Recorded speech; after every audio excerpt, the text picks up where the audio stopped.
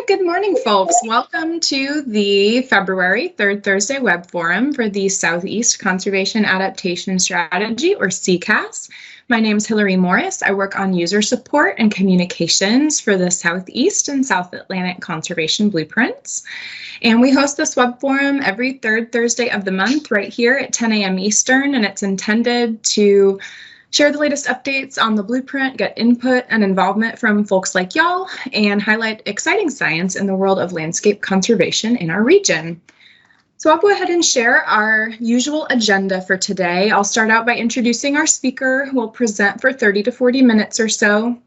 We'll have time for Q&A and discussion at the end, and then I'll wrap up by previewing next month's webinar and sharing some updates from your SECAS staff. As a heads up, you probably noticed we are recording this web forum just as an option for the handful of people who inevitably, wanted to attend but had some sort of conflict. So I will be posting the link to that recording and the slides from the calendar events on both the SECAS and the South Atlantic website later today. All right, so our speaker today is Hugh Sullivan with the Environmental Protection Agency. He is the lead for the National Coastal Condition Assessment. And here at SECAS, we're particularly interested in this data because we're going to be using this EPA coastal condition data, including the most recent sampling period that Hugh will be talking about today, in the new Southeast Blueprint later this fall, in an indicator of estuarine coastal condition that will cover the entire Atlantic and Gulf coasts. If you're familiar with the South Atlantic Blueprint, this is kind of an expansion of that approach that we used in the South Atlantic estuarine coastal condition indicator, but we are expanding it and incorporating this most recent sampling period. So with that, I'm going to go ahead and hand things over to Hugh, and you can take it away. All right, thank you. I'm going to start by trying to share my screen. Let's make sure this works. Yeah, looks great. You able to see that? Great. And then switch over to a laser pointer. Okay. And I'm going to turn off my camera, but first of all, I want to say thank you to everybody for joining me, and I appreciate the opportunity to come talk to you. And I have to, of course, give the standard EPA disclaimer that the views I express in this presentation are mine and mine only, and don't necessarily represent the views or policies of the US EPA. So thank you for allowing me to do that, and I'm going to go ahead and get started. So what I'll be talking about today is first kind of give you an overview of the program that the National Coastal Condition Assessment falls into, called the National Aquatic Resource Surveys, or NARS. Then I'll talk more about the NCCA, where it came from, what our target populations are, the key indicators we look at, how we give our results. I'll take a look at our live dashboard to show you what some of the results are for the Gulf and Southeast. And then a little preview of what's going to be coming up for our 2020 and what turned out to be a 2020 and 21 sampling season, thanks to COVID. And then our 2025 and beyond. Okay, so the National Aquatic Resource Surveys surveys 4 types of water resources all across the country. And our objectives are to assess the biological and recreational condition, as well as changes in nation's waters.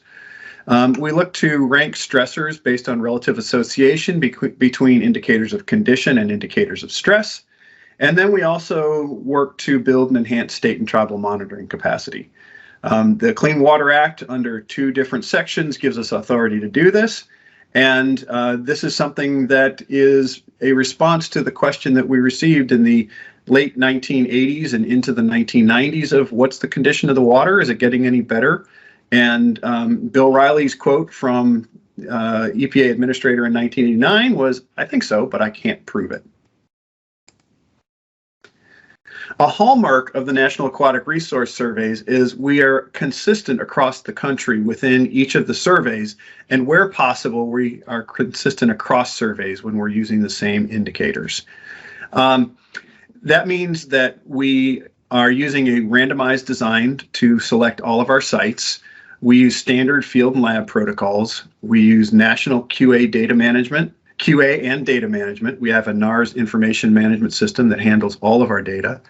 And we have nationally consistent and regionally relevant data interpretation, as well as reports that have been peer reviewed.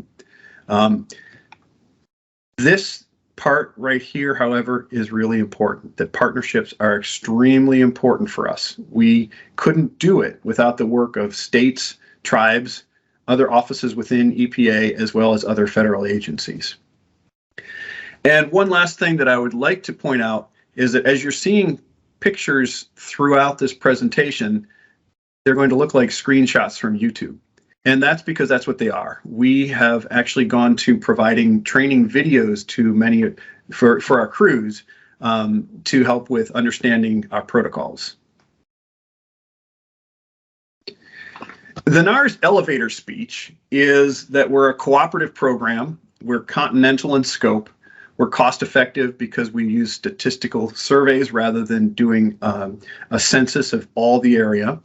We are consistent across and when possible, within and when possible across surveys, and we're complementary. In no way do we say that we are the only way to assess waters in the U.S., but it does give a way for us to complement data being collected by regions or states or at other smaller scales, and it helps us to work with our partners to prioritize actions for conservation. The NRS surveys are rotating surveys. They go for one sampling season from June 1st to September 30th. And the coastal survey is in the years ending 0 and 5. Wetlands is going to be the next subsequent survey. Lakes is the subsequent survey after that. And rivers and streams gets 2 years because of the fact that they have a lot more sites to sample than we do. Our survey designs are based upon something called the General Random Tessellation Stratified, or because that's such a mouthful, we call it GRITS.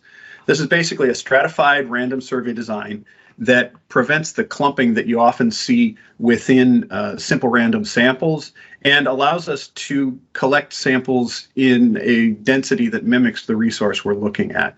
It can be used for all of the resource types that we are looking at and can be stratified in any number of ways, whether by state, characteristics of interest, large versus small estuary, and so on. The book on GRTS surveys was written by Stevens and Olson. Tony Olson is one of our ORD, Office of Research and Development partners, and he has basically just an inherent living knowledge of how to do this kind of survey design. So moving to the National Coastal Condition Assessment, this assessment was spawned by EPA's Environmental Monitoring and Assessment Program back in the late 90s and early 2000s. They have data going back that far, which can be accessed by any partners who are interested in looking at it. The entire public doesn't have to be just one of our partners. That moved into the National Coastal Assessment, which became a Office of Research and Development program for specifically developing the nationwide surveys. And in 2010, the National Coastal Condition moved from EPA's Office of Research and Development to the Office of Water. And we are now sort of the home base for all of the NRS programs, including the Coastal Survey. However, ORD continues to provide extensive support, and they're pretty much equal partners in this entire endeavor with us. Our estuarine target population is all brackish waters of the continental U.S. It includes from the shoreline out to the confluence with the ocean. Oops, forgot to click the button there. There we go. It also goes into the tributaries up to a 0.5 part per thousand, so up to the head of salt. We collect samples behind barrier islands in the lagoon systems, and we do go into intracoastal waterways. Unfortunately, I don't have any sites drawn in this view, but if there's an intracoastal waterway that has a salinity that is greater than 0.5 parts per thousand, we'll go there. So for 2015, that meant that we looked at about 90 sites in the Southeast and 233 sites in the Gulf. And those are separated here because we do regional assessments. We'll have a Southeast assessment and we'll have a Gulf assessment, as well as a nationwide assessment. And you can see that the number of sites in each state reflects the number of shoreline miles and estuaries within that state as well. And they're relatively spread out. In places where you don't see sites, that's because more than likely there are smaller estuaries that didn't make it into the draw in 2015 That doesn't mean that smaller estuaries in these gap areas, if there are any, might not get picked up for 2020 or beyond. So, with all those sites and crews across the country, how do we maintain consistency? Well, the first thing is we have survey-wide manuals. Our manuals include field ops manuals, lab ops, site evaluation guidelines, quick reference guidelines, and then a quality assurance project plan that encompasses all of those. And so anybody who participates, whether it's a field crew member, whether it's someone working in a lab, has to sign off on the quality assurance protocol that they are going to follow them. We have consistent field training, which in years when there aren't COVID problems is about a 2 to 3 day in-person training, which includes protocol demonstrations, and trainers actually go out on the boats with the crews to make sure that they're developing a good sampling flow. All the crews use uniform sampling supplies. We have a logistics director and a logistics lab, really, that sends out empty sampling containers separated by the type of samples that will be collected, and the shipping containers are coolers. So they get shipped to you in a cooler. You fill that cooler with ice or dry ice, or in some cases you just send the cooler without any ice, put the samples in, ship them back to our batch lab. The batch lab will then break those up and send them out to the analytical labs. All of the critical consumable supplies are also supplied by the EPA. So we make sure that crews are using the same filters, they're using the same funnels, they're using the same tubes, all that kind of thing. We have an iPad app for field data collection, and this has really helped us out. It helps us streamlining getting data into our information management system, and it also allows us to do automated data checks. In 2020 and 21, for the first time, we were actually able to use this app and get data checks back to the crew leads within about a week of when they were collected, and so they can actually fix them while the site is still fresh in their mind rather than waiting till a couple of months later. We also have strict QA protocols that have to be followed. That starts with a field crew assistance visit, and what you can see right here is one of my colleagues who is going over a checklist with a field crew and making sure that as they're going through their stream of sampling throughout the day, they're capturing everything that needs to be done, making sure that things need to go on ice are ice, things that need to be wrapped in foil are wrapped in foil, and so on. And then they also help us to identify places where we might have problems in our field manual and need to go through and make corrections. And then on top of that, we actually have every 2 weeks a call with the field crew leads so that we can say, hey, you know, we identified this as an issue. Let's see if we can make a little shift in the protocol, and we'll send out an addendum and help them to do something a little bit more easily or make it a little more streamlined to get samples taken. Again, we didn't do this exactly the same in 2021, in 2020 and 21 because of COVID. This was done remotely. But what we asked crews to do was to videotape themselves, to take videos of themselves doing the critical protocols, and then send us a checklist that they filled in on their own, as well as questions, and our logistics coordinators would go over that and review any issues that they might have come up with. Our coastal parameters, we look at benthic macroinvertebrates, eutrophication related parameters, nutrients, chlorophyll A, DO, and water clarity, sediment toxicity and contaminants, and then whole fish contaminants, looking at PCBs, pesticides, and metals. We have supplemental parameters that get added in, and sometimes they stay, sometimes they're only there for a short time. But the ones that you see here are something that we have started in either 2015 or 2020, and we'll be moving forward. And actually, sediment TOC, grain size, SECI, and hydrographic profile go all the way back to the 2000s and potentially even 1999 for some areas of the country. When we assess the data and we talk about how we do that consistently, benthic macroinvertebrates uses an index that is a tolerance-weighted index that also accounts for diversity and richness, but it's adjusted for salinity as well. So we can actually look at the salinity in different parts of the country, and we can adjust the index so that even though it's one nationwide index, it actually has good response in terms of predictions of condition across the country. I mentioned for eutrophication that we look at nutrients, chlorophyll A, clarity, and DO. The same thing goes for the benchmarks here. These benchmarks are adjusted so that we can get regionally relevant condition reports. You know, we don't necessarily expect clarity to be as good in places such as off the coast of South Carolina as we would see in coralline waters off of Florida.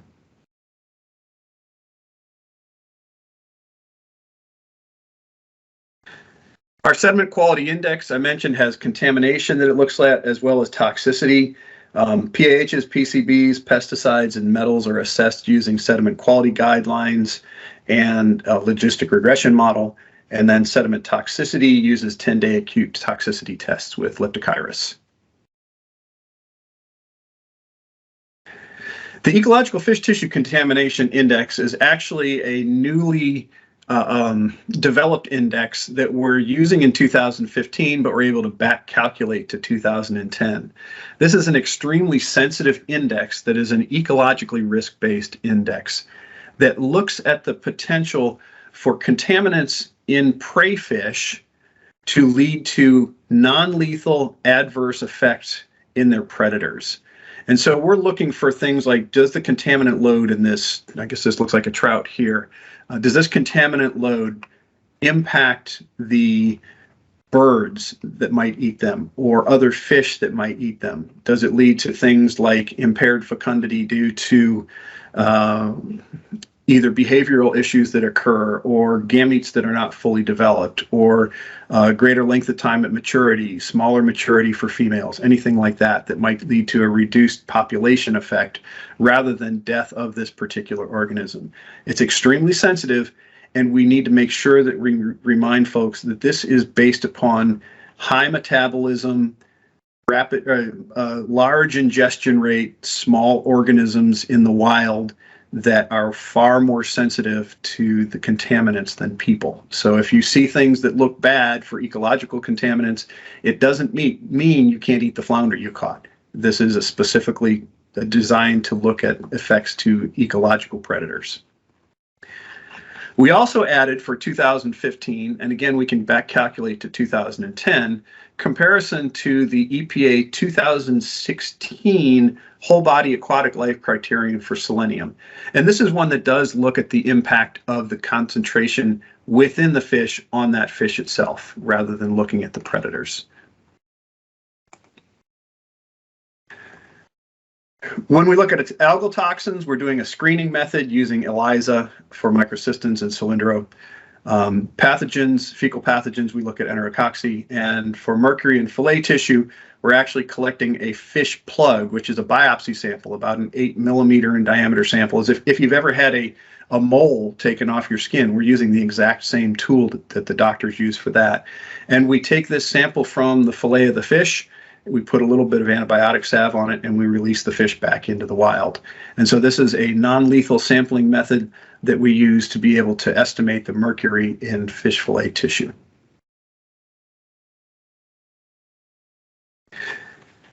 So the NCACA is a really nimble program. Unlike other NARS programs where it takes an entire day to sample one site, within the NCCA, our protocol allows many sites, many crews who are really good to sample up to 3 sites in a day, and sometimes more if they split their crews into a couple different boats. But what that allows us is we have a little bit of extra time to help be a platform for research. And it's not to say they don't do this in the other NARS team, but in the other NARS teams, but they're not going to be able to do as many different research protocols as we can.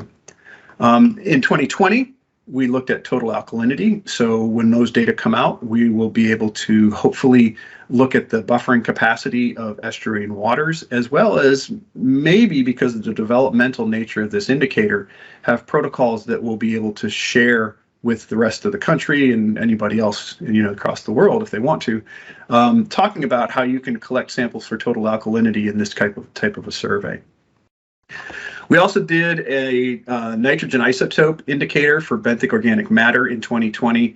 This one will let us get a look at anthropogenic impacts on the estuaries, one of the utilities of this has been seen in the Northeast, where they did some early pilot studies, and the results were so beneficial that there are actually some small towns on Cape Cod that were able to fund replacement of septic systems with city sewer because we were able to track human sources of nitrogen in the estuaries. So this is something that we're hoping we can add as a nationwide indicator of nitrogen sources and help us for restoration processes throughout the country. And then in 2020, we also did a microplastics and sediment pilot. This was only done in the Northeast, in Maine and New Hampshire. And part of the reason for that is because it's a really expensive lab protocol to follow. But we're hoping that we're going to be able to develop some streamlined lab protocols so that we can look more at the sediment contamination but from microplastics. We're also nimble in terms of being able to adjust our populations. We can do intensification studies that increase the number of sites within an area. This one right here is a result that's coming out of 2015, where the Albemarle Pamlico NEP program in North Carolina and one little site in Virginia doubled the number of sites sampled, allowing them to give a fairly statistically robust assessment of condition there. Another example is in 2020, a new estuary program that has been funded by the Deepwater Horizon oil spill settlement was able to add 23 sites to the original 7 that were drawn in their system. And this is the Pensacola-Perdido Bay Estuary Program. And so that's going to give them a baseline that they can use in their comprehensive conservation management program. One other kind of population change we can do are called enhancement studies. I don't have any pictures here. I haven't had any enhancements in coastal waters in a good time, but in the Great Lakes, where we also conduct this survey, an enhancement was done in the Lake Huron-Erie corridor, and that's the river that goes from Lake Huron to Lake Erie, and it's not part of our normal target population, but because there was interest in what those conditions within the corridor were, the EPA Office of Research and Development in Duluth was able to put together a survey up there, and they have now been able to do, over time, all of the connecting channels, and they can do an assessment of the connecting channels, and they're hoping that maybe someday we'll be able to get funding to add those to the regular NCCA project.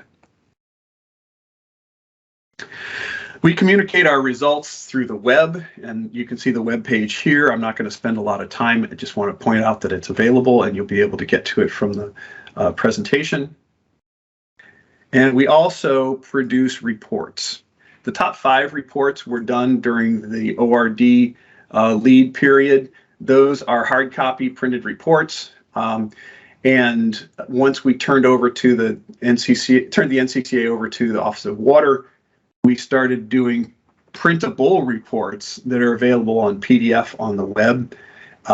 And so for 2010, we published in 2016. For 2015, we published in 2021. We are working really hard to get our data out faster and to get our reports out faster. We understand that for states and other partners, having the data in a timely manner is really very important. It's not worth as much if it takes a long time. So we've made a commitment to our partners that data will be released to partners who participate in the survey within field season and released to the public within data we begin releasing to the partners within 12 months of the end of the field season and releasing to the public within 18 months of the field season. That means that data that were collected in 2020 are already available, not all of them, but most of them are already available to our partners on an internal website. And then in April, we will actually begin releasing those data to the public. This is something that's a major commitment for us, and we've invested a lot of time and energy in making this happen. And then on top of that, we will be releasing the report no later than the summer of 2023. So we're shooting for faster than 2 years from the completion of the last sample collection. And so 2020 and 2021, as I mentioned before, we moved into 2021 because of COVID. We had a lot of crews that couldn't get out there or couldn't complete it during 2020. we moved to 2021, and it turns out that we actually have some sites in the Great Lakes that will not be sampled in 2022. However, in talking to our Great Lakes partners, they feel it's something that we can update a report on later. They would rather have us get that report out on time, and we agree with them. So please look for a 2020 and 2021 report in about a year and a half from now. Okay, so I want to give you a quick look at some results. We have a dashboard that is something that is relatively new. We produced one in 2010, but we have a much better one. Oops. Sorry, we have a dashboard. I'll show it to you in a minute. We also have data that you can download from the NRS website. And as I mentioned, the 2020 data are going to be available spring of 2022, hopefully starting April 1. And here's our website for that. Now I have my live dashboard. Apologies for that. So these are results for the NCCA 2015 for the southeastern region. And our southeastern region, as shown on the map here, is from the North Carolina, Virginia border all the way down to the tip of the Gulf of Mexico. And Route 1 is actually our cutoff, if you're familiar with that area. The way we report data is by indicator. We present the current percent of coastal area good, so this is based on 2015. And then we present change, and you can select between 05 to 15 or 2010 to 15. Right now we opened up showing good, but you can also select fair and poor, and you can change the subpopulations that you're looking at. So right now I'm going to go back to good, and the reason I like to look at good is intuitively, if it's not good, it's degraded. So you get an idea of what everything looks like right here. Here we can see that for a biological condition, 60% of the area, greater than 60% of the area was good for the southeast coast. If you're interested in looking at fair, poor, and not assessed area all at the same time, I recommend that you do it, because not only does it show you the good, fair, and poor, but we can also see that 6% of the area was not assessed. When you're looking at the change, you can see that the dot over 05 and 15 indicate this is from, we're looking at the change over those 3 sampling periods. And then if you actually want to quantify the change over that time period, we have these diamonds over on the far right. So you can see for biological condition, about 32% was in degraded condition and 6% we can't say anything about. But 62% was in good condition. This is lower than the national estimate, which is about 71%. Because we have overlapping error bar across the national estimate, we would say that this is not significantly different, but there is definitely a difference there. Eutrophication condition is not great in the southeast. And you can see that most of that is in the fair condition. If we go back and we look at components of eutrophication index, chlorophyll A is very much degraded, and dissolved inorganic phosphorus is very much degraded.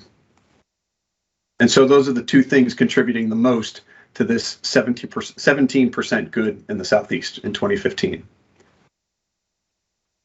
I will point out that total phosphorus and total nitrogen, we do not have an index for right now, so we divide it into quartiles and compare it to the quartiles from 2010 as a baseline. We're working on developing an index, and we're hoping to have something better when we come out with the 2020 results in 2023. But as you can imagine, developing a new indicator takes quite a bit of time, as well as working to obtain consensus with all our partners. So this is something that we are working on right now, but as of right now, we can say that total phosphorus, it appears that we have more in the moderate condition than there was in 2010, or based upon the quartiles in 2010, as well as slightly more in high. Again, we will hopefully have some better indicators for that come 2022 data assessments. And you can see that for total nitrogen, there is a large proportion in the high and very high range. Sediment quality is pretty good. Our toxicity, the overall quality index has shown that from 05 to 15, there is a significant decrease in area rated good and a significant increase in area rated fair. But you can see that sort of went down and is coming back up again. So we'll take another look at that and we'll see whether this is a trend that's working its way through or not. I know it's 10:33, so I'm going to speed through a little bit. I did want to point out the Ecofish index here. Again, this is something that is for ecological indicators or benchmarks, not for human benchmarks. So this doesn't mean that there's something we have to worry about in terms of people eating the fish that they're catching off the coast. And then enterocoxy, microcystin, they're looking pretty good. I wanted to jump down to mercury and fish tissue. It looks really bad. Only 24% is good, but it's because 75% was unassessed. That means that either the fish that we caught were not human consumption fish for the most part, or they were too small to be considered human consumption fish. And so rather than saying, well, we're going to base a mercury risk for humans on something they don't eat, maybe say an oyster toadfish or Atlantic silversides, instead, we would rather say, we're not going to assess that, and we'll continue to work harder to get fish that fall into that assessment range. So that's for the Southeast. I'm going to switch really quickly over to the Gulf Coast. And you can see that the Gulf Coast, the biological condition, about 68% is good. That's really nice. Eutrophication, they're looking at the same issues. About 18% is good, with chlorophyll A and phosphorus being the most degraded portions of that. If we jump down to sediment toxicity, I just want to show an interesting story here that I don't have a lot of time to go into now, but you can see that 2005 condition was pretty good at 72% being area rated good. That dropped immensely in 2010 to only about 40% being rated good. And in 2015, it came back up to 75% being rated good. We haven't completed figuring this out yet, but we do know that in 2010, there was an increase in our toxicity, an increase in sites rated poor for toxicity in our results in the area from about the Texas-Louisiana border east to Port St. Joe of Florida. And that's the primary area where the Deepwater Horizon impact was on the shore. And so we have data that show this toxicity did increase at that time. However, it did not increase at the same amount on the areas to the east and west of that central impact area. So we can't say for certain. We don't have contaminant data that can demonstrate this, but we can say there was an increase in toxicity in that time. Potentially related to the oil spill, perhaps, but we can't prove it with the data that we have. I did want to point out the mercury in fish tissue here in the Gulf Coast. It's showing that it's actually a lot better than in the Southeast, and it's because we have only 30% of the area not assessed. And so you can see that a lot of what we're talking about for the mercury in that fish plug is really related to that not assessed area. All right, I'm going to stop showing this and go back to my presentation. If I can find, there it is.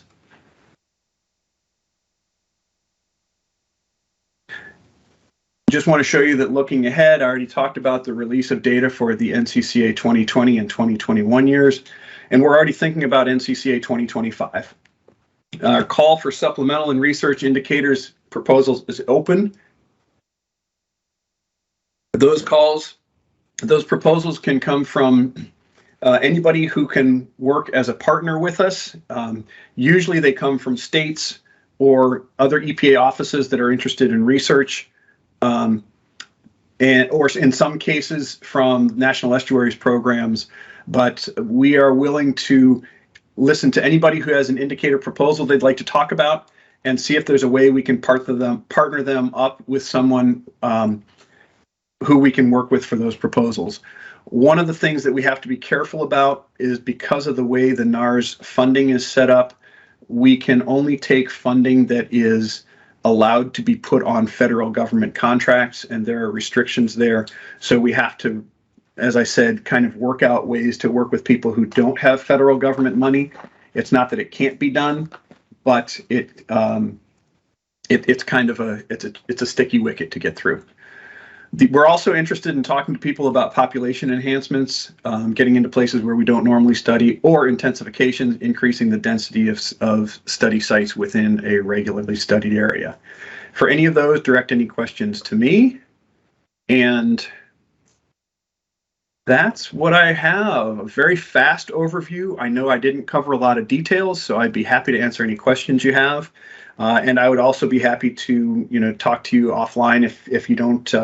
If you need time to think about things. And then, of course, I can't really talk about what I do without these two. These oddballs are mine and my wife's, and they're the ones that love the coast more than I do, if it's even possible. And so what I do is to make sure that they're going to be able to have an opportunity themselves to enjoy it as much or more than I have. So that's all I have. Thank you very much, and I'm happy to take any questions. Thank you so much. That was a wonderful presentation. I love that picture. That's great. That's so funny. Does anyone have any questions for Hugh? Feel free to drop them in the chat box, and I'll kind of read those out, or you can just take yourself on mute, pop your camera on if you want to show your face or not, whatever you prefer. And I'd say we have probably 10 to 15 minutes for questions. So can I ask you a question, Hillary? Okay. We will have data available for the public in 2020, or for 2022. These are preliminary data. We will not have completed our assessments until, as I said, probably summer of 2023. Which of those data are what you're putting into your indicator? Do you want the assessments, or do you take the raw data and do something with them yourselves? And you're on mute still. Thank you. Ruba, do you happen to know the answer to that? I'm on the team for estuarine coastal condition, but I don't run the GIS. And so I think we're using the raw scores, is my understanding. Yeah, we've been using the scores in the past off of that, but I'm trying to remember exactly at what stage the QA/QC.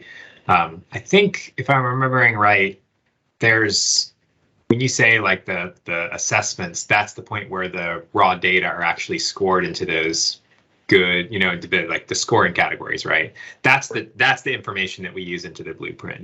We don't do anything below that level, since there's already been so much work and discussion and thinking from folks within this region that have weighed in on where those scores should be and how they should classify it.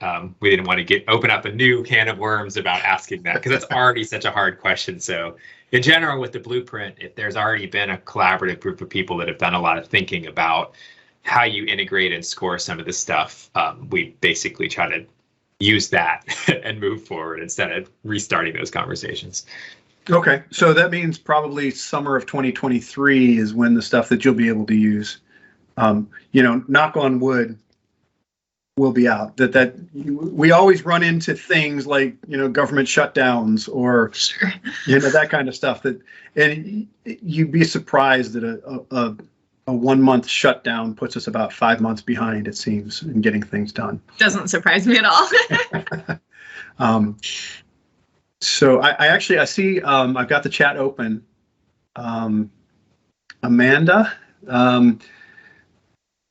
thank you. We love doing this. So it's a lot of work, but it's something that we really love. But in terms of the dashboard, we do have analyticals on them. I'm not familiar with where they are at this point. I would really like to know who is using it and how much it's being used, because when I look at it, there are things that I think I would like to change. And it's gone through some beta testing and focus groups and things like that. And they say, oh, no, this is what the focus group wanted. But I'm a data nerd. And so I want things to be more technical. And I'm often told that that if we get more technical, we're going to lose people. So I'm not really sure, but if you would send me an email, I can get back to you, or I can check. I can send it to Hillary and let you know what we're seeing in terms of analytics.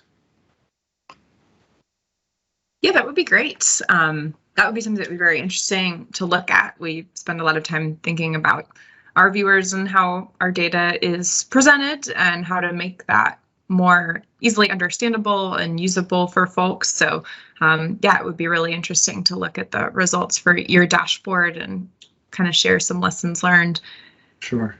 And any feedback people have, feel free to give it to me. If there are things that you'd like to see or think, oh, this is useless, let me know. Great. And for the benefit of the recording, the question that he was answering was, what's the reception for folks that you hope to use the dashboard, and are you tracking who is using it? The next question from Rick Savage, are we planning to use data from any other assessments such as wetlands in the Southeast Blueprint? I'm going to pitch that one to Rua as well. Yeah, so as far as, some of those assessments we were able to use at finer levels, some of them we're able to use at in other ways, like with the goal report, where we're tracking progress on southeastern ecosystems. And so we use a number of these. We also use the coastal condition assessment in the goal report and tracking progress as one of our indicators. And until really recently, a lot of the other aquatic resource assessments hadn't had enough multiple data points for us to be able to look at trends, because the goal report is looking at trends. And so there's a few of them that we'll be looking at again this year, including the wetlands assessment and the rivers and streams, to see if we can incorporate those into the goal report. And so I think there's been, whenever we can reasonably get trends and components out of them, we will. And we've also used data from the rivers and streams assessments, the sampling assessments, to validate some of our indicators. So when we early on, when we tested some of our GIS indicators in the blueprint, like the riparian buffers and other things, we use the point level sampling data for some of those to see how well they were actually indicating other components of water quality and condition. So sometimes they're directly in indicators like the coastal condition assessment. Sometimes we use the point sampling to test other GIS indicators to see whether they're doing their job. Thanks, Rua. Any other questions for Hugh or for SECAS? There's one from Mary Boatman in there. For the macrobenthos data, is there a publicly available repository for these? Yeah, there sure is. I actually opened the website in my screen share as we were talking here. This is the National Aquatic Resource Surveys data website. It's basically EPA.gov/National Aquatic Resource Surveys. I can make sure that that's added to the PowerPoint, or actually here, let's do this. This is easy. Duh. Kind of forget about Teams sometimes. There you go. If you go to that link, you can sort by whichever survey you're interested in. And then here are the benthos data, and I will point out that we have the benthic taxa list, as well as estuarine grab area data. And so if you're interested in doing abundance per square meter or something like that, you can convert. We don't have grabs that are that big, but you can do conversions on them using that. And a shout out to that level of availability of detail from all of these. I had to actually, I think there was a situation where I had to pull out the various species that were involved in a whole bunch of different indicators, and you can get down to and that benthic macroinvertebrates. Sometimes it's genus or whatever, but at whatever level that was captured, that level all the way down to species is available in those data sets at this sampling point, which is super helpful to have sometimes. So, and also while I'm mentioning it, a shout out to the other folks from the National Aquatic Resource, the inventory folks there, because they've been really helpful in helping us with the blueprint and the goal report anticipate where things are at, when we could expect to have things even when they're not released yet, and helping us with data and access stuff. So they're very responsive and have been super helpful. Sure, thank you. Glad to hear that, and I'll pass that along to my colleagues. Mary, your question about could marine data be added? Did I answer it by just popping up the window showing that you can just download there? Is that what you were interested in, or were you looking? I'm just going to get off mute and make Perfect. it easier. Maybe we can have a conversation. So I work for Department of the Interior, Bureau of Ocean Energy Management, and our jurisdiction begins at 3 miles and goes offshore. And we've been looking for a database for marine macroinvertebrates, whether one exists or not, or whether we should maybe pursue aggregating stuff and creating one, supporting the creation of one. So this is, purely marine macroinvertebrates. So we only in the NARS go, as I said, out to the mouth of the estuaries. There is a program in a different division of mine. It's the ocean dumping program. And Okay. I don't know if they do macroinvertebrate collections, but I know that they do sediment sampling. And so, and they're mostly focused around dump sites or potential dump sites. And so what I can do is I can take a look, and well, what I'll do is I'll contact the folks in that program and see where they have it. And there might be something there, but have you visited also the water quality portal? Are you familiar with this? Yeah, I looked there and there wasn't anything. Okay, so unfortunately, probably if it's not there, more than likely the ocean dumping people wouldn't have it, because I would assume that they're putting their data into the portal, although I can't guarantee it. The other thing is I talked to NOAA, because sometimes NOAA does have some deeper marine surveys. They have worked with the NCCA in the past in the Gulf and on the West Coast and maybe in the Southeast Atlantic Bight, but they're limited in the number of times they go out, and they're one-time samples, so I don't know if there's anything more there. If you have marine benthic data and would like to put it into the water quality portal, there's the water quality exchange at wqx@epa.gov, Okay. and they would work with you on putting it in. wqx@epa.gov. Okay. They would work with you on getting stuff into the portal. Okay. Thank you. Appreciate Sure. it. Yeah, it would be great if we did. I tell you that I am a big fan of including areas where we don't have data as much as possible. As I mentioned, I would love to get near shore to the EEZ. And then if anything offshore was available, I would love to do that too. But, then you're getting into changing your assessment points. How are you going to do things differently in, how are you going to do things differently in waters that have perhaps different chemistries? We have such a range of salinity, and it's not going to vary as widely out in the open ocean. There's just so many different things that it might require changes in how we do the assessments, if we can ever get to collecting data in those places. Sorry, I'm droning, but anyway, I appreciate the question. Not at all. Great question. Anybody else?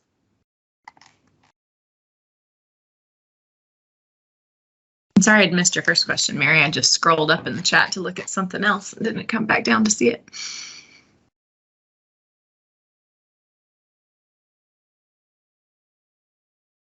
All right, sounds like the questions have wrapped up. So I'm going to conclude just by sharing some updates from staff and a preview of next. And we'll pause again for questions at the end in case one occurs to you between now and then. So here is the presentation that's coming next month, March 17th. same time, same connection information as today. We're going to be hearing from a team with the Lower Mississippi Valley Joint Venture, Keith McKnight, Blaine Elliott, and Ann Minnie. They're going to be talking about their models for forest conservation priorities for land birds in the Mississippi Alluvial Valley. So they have two spatially explicit decision support models that they've developed based on kind of the breeding ecology of priority forest interior breeding birds that help identify priorities for where we would want to protect new forest or protect existing forest or restore new forest in the Mississippi Alluvial Valley. There's been an 80% loss of the forested wetlands in this region. And so we're going to be incorporating these forest protection and reforestation models from the LMVJV into the new 2022 Southeast Blueprint this fall. And so I'm really excited to have them talk a little bit more about how they develop this data, how it's being used, and what sort of updates they have planned for the future. So that's what to expect next month. And then I did want to wrap up with one update from your staff, and it's an exciting one. We do have a new SECAS coordinator on board. Her name is Dr. Amanda Susser, and she's actually on the line today. So I'm hoping she can pop off mute and say hello and introduce herself to everyone. Hi, everyone. Yeah, there was my picture just just popped up. But yeah, thank you all. Thank you, Hillary, for the warm welcome. I'm excited to be joining the SECAS team. This is actually my first week on the job, so I'm looking forward to getting to know a lot of you a lot better. My background is in the ecology. I've been working in the impacts of climate change and forest systems for a little over 20 years. But for the last 10 or 11 years or so, I've been really focusing on the interface of science and policy, and how can we take information like that was presented today and use it to inform more sustainable and adaptable policies and land management decisions. But yeah, I'm super excited. If anyone has any questions I'm still waiting to get my official computer, so I can't check my email, but my email address will be amanda_susser@fws.gov. I'm going to put it in the chat. You're welcome to send me a note, and I'd love to meet you all. Yeah, thanks so much, Amanda. We're thrilled to have our new coordinator on board. So I'm sure you'll be seeing more of her in the future. And then that's really all I have for today. I always like to end on this slide, how to get more involved in the Southeast Conservation Adaptation Strategy. Those of you who have been participating in this web forum in the South Atlantic will notice I'm starting to push people to these new channels of engagement through SECAS, as we'll be continuing to wind down some of the public-facing resources that you're used to in the South Atlantic and transfer that relevant content over to SECAS. So I would encourage you to sign up for the SECAS newsletter at secassoutheast.org. As we wind down the South Atlantic newsletter list, you will start getting a reminder email for this web forum series from that SECAS newsletter. Obviously, please connect with SECAS staff or partners. We have the staff listed and bios on the staff page, and then you can see on the partners page the list of partner organizations that are participating in SECAS governance. And then obviously, I'd encourage you to explore the Southeast Conservation Blueprint. We're here to help. There's user support staff across all of the Southeast that are here to help you use the blueprint in a decision or to strengthen a proposal. If you have questions about how the blueprint works, or you'd like to provide feedback on how it's working for you, we would love to hear from you. So you can access the blueprint from that web page either by downloading it into your desktop GIS, looking at it on our Conservation Planning Atlas, or in the new beta viewer for the Southeast Blueprint that we released last year. So that is all I have for today. I'm going to pause one more time just to see if anybody has questions for me or for Hugh. Great. Well, thank you again so much, Hugh, for the wonderful presentation. Appreciate you all tuning in, and I hope that we will see you next month. Thanks, everybody. Great talking to you, and I appreciate the invitation. Have a great long weekend. You too. Bye, y'all.